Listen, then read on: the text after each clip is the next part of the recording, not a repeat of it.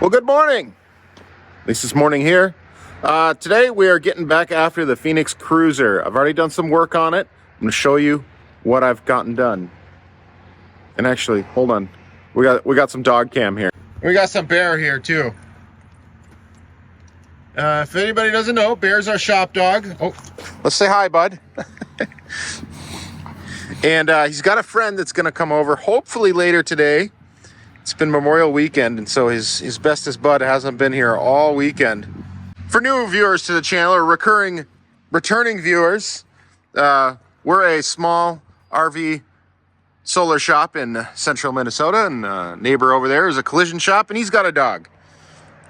And the dog comes over here and plays with Bear all the time. And so sometimes he's on the channel a lot. All right, that's all the dog talk. Let's see. Let's recap where we're at here. All right. Well, we've done some work in here since people have seen this last. We'll save that. There's something really interesting behind that cabinet. So I just got done getting the batteries pretty much fully charged. They're 100%. And the other thing is we installed a surge guard monitor here. So now the customer can keep an eye on their power situation. Just make sure they don't have any power surges or nothing screwy happens with the power system.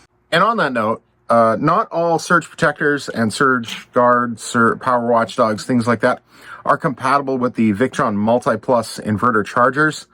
The reason for that is the neutral bond relay. Now, if you look on the website, I want to say even the Hughes Power Watchdog says it is, I think they say may not be compatible.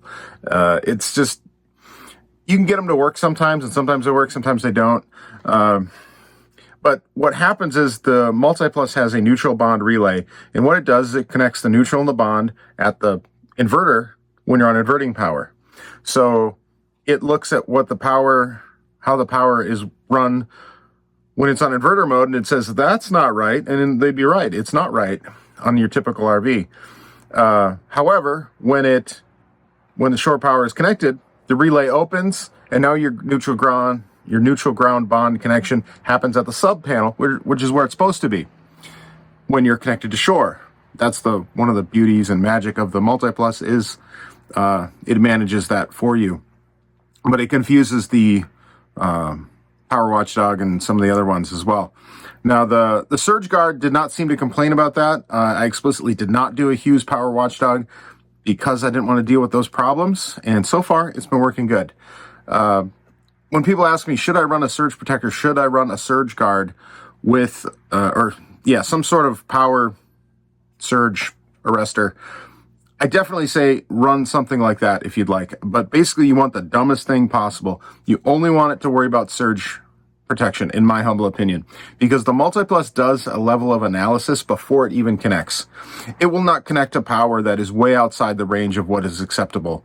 The Multi-Plus will accept a pretty wide range of power, anywhere from, I think, 140 volts down to like 90 volts AC, that's 50 volts of range.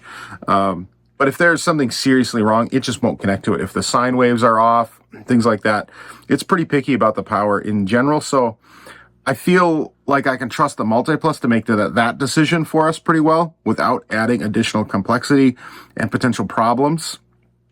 Because I feel like the worst is when you plug in somewhere and you can't charge your batteries. Like, you're often left having to make tough choices of, do I power my RV, or, do I want to stay super safe, as safe as possible, but have no power? What choice would you make? I'm not saying doing something unsafe, but I am saying, like I say a lot, you kind of got to be pragmatic about things a little bit. I can talk about this for a long time. We try and balance that as best as possible. So, obviously, I would say the safest thing to do with electricity is to never deal with it at all. But our lives would be pretty boring, wouldn't they? All right. Oh, jeez. The Minnesota's coming out of me this morning. All right. Some new things, new stuff has come to light in this. Behind this panel is a Victron power system. You would never know it But look at that. And we got a little cleanup to do in here, but before I got too far into it, I wanted to show you guys where we're at. So I had to do a lot more trimming in here, and I'm still not all the way up against the wall. Still got a little gap there. And where that gap is actually still coming from, I don't know if we can see it here, is the it's pretty much the little, there's these little plastic notches here. They come out just enough, and that's pretty much just the width that it's against the wall. So I'm going to try and take a chisel and just nibble away around those notches and see if I can get it a little bit closer to the wall. I ran this, I let it do a complete charge cycle last night with that door closed. Multibus did not overheat. We're in good shape there. But yeah, we're closing in on it here. So I'm going to work on that, try and get the covers on all this to make that look nice and pretty. And then we've got a special surprise. We've got two 240 watt Merlin flexible panels that are going up on the roof here. That's what we got it back in the shop. They're supposed to arrive by pallet truck or semi truck. Some kind of truck is coming down our driveway. Hopefully today. I have not got the call yet, but they say it's coming. And then the customer, I think, is planning to pick up today. They are going up to Alaska. And like I said, I'm super jealous. That's a bucket list trip for me. So they're living the dream, and I am happy to make it happen for them. Hello, boys. Hey, guess who's back? Woo.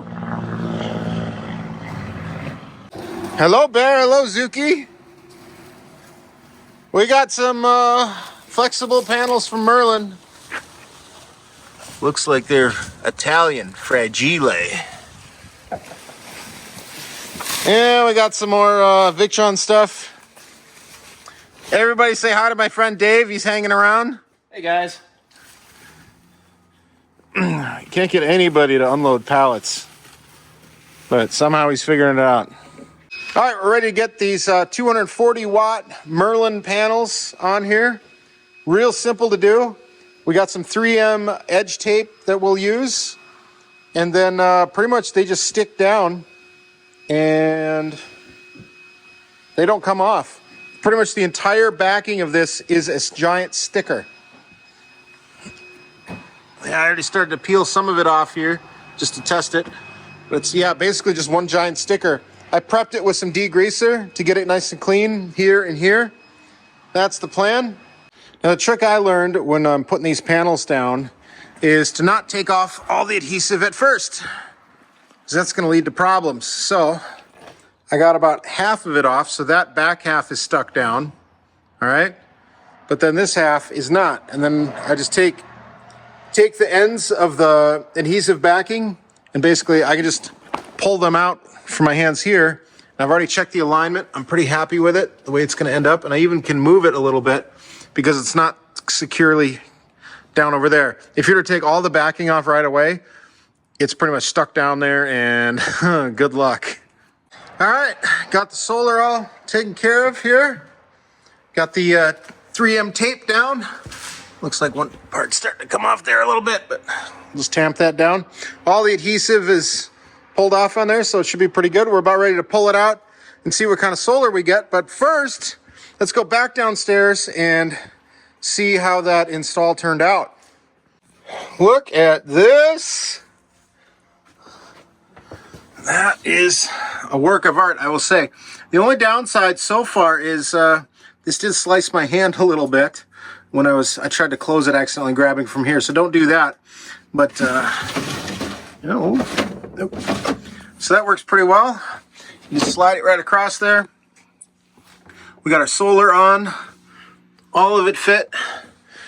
It was a really tough job getting it all to work, but it's working. I like how that turned out. I hope you did as well. And we're not quite done yet. Let's go out in the sun and see what kind of solar we get. I did drain the battery down a little bit, so let's see how it goes. All right, here's what we're getting for solar. It is pretty cloudy out. Well, we're under some clouds, so it is what it is, but we might get a new high score here in a little bit. Well, that's not bad. That's good that it's working at least. Oh, here's some of the boys. Saying hi to everybody. So thanks for following along. I hope you enjoyed this one as much as we did. If you need any help with your RV, with solar, batteries, anything like that, check us out at sotasolar.com. We'd love to hear from you. So until next time, thanks. Bye.